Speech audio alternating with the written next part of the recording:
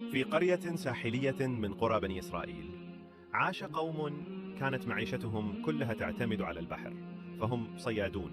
مهارتهم في إخراج الرزق من أعماق الماء، وكان الله قد اختصهم بحكم من عنده، وهو ألا يصطادوا يوم السبت، وجعل هذا اليوم يوما مقدسا للراحة والعبادة، لا تجارة فيه ولا عمل.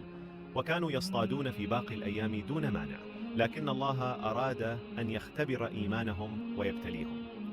فكانت الحيتان تخرج يوم السبت بكثرة، وتطفو على وجه البحر كأنها تدعوهم لصيدها، بينما في باقي الأيام لا يرون منها شيئا، وكأن البحر قد خلا تماما من الحياة. فبدأت الأنفس تضعف أمام هذا الابتلاء، وظهر فيهم من يتحايل على حكم الله، فقالوا: لن نخرج لصيدها يوم السبت، لكن سنفتح ممرات مائية من البحر إلى البركة، فإذا جاءت الأسماك دخلت الممر وبقينا حتى تغلق عليها المياه، ثم نعود في اليوم التالي لنأخذها، وهكذا نكون قد صبرنا عن الصيد في يوم السبت، لكننا نأخذ ما دخل إلينا دون أن نصطاده مباشرة. وهكذا وسوس لهم الشيطان أن هذا تحايل جائز، وأخذوا يبنون البرك ويجهزون الحفر، حتى صاروا يحبسون الحيتان يوم السبت ويأخذونها في غيره. ثم تطور الأمر أكثر، وبدأ بعضهم يصطاد علانية في السبت دون حياء ولا خوف من الله. وهنا انقسم أهل القرية إلى 3 أصناف: صنف وقع في المعصية وتحايل أو جاهر بصيده، وصنف لم يفعل لكنه سكت ولم ينكر، وصنف ثالث مؤمن خائف على نفسه وعلى قومه، كان ينهى ويحذر ويقول لهم: اتقوا الله وارجعوا عن هذا الفعل، فإن الله لا يرضى بالحيلة في دينه.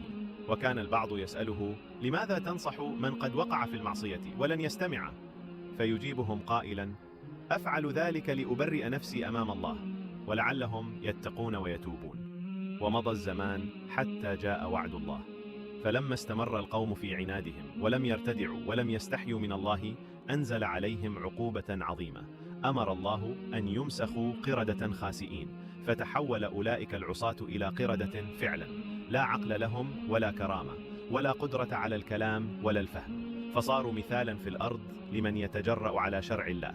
وأبقي الناصحون في سلام، وأما الساكتون فقد اختلف في مصيرهم، لكن المرجح أنهم لم يمسخوا لكنهم لم يمدحوا. وهكذا علم الله عباده أن من يحتال على أمره فإن الله أعلم بخفايا النفوس، وأن من يظن أنه يخدع الله فإنما يخدع نفسه، وأن السكوت عن الباطل قد يهلك ساكتها، وأن التوبة مفتوحة لكن العصيان يطفئ النور من القلب. فسبحان الله كيف يختبر الناس في رزقهم وفي دينهم، ومن يصبر ينجو، ومن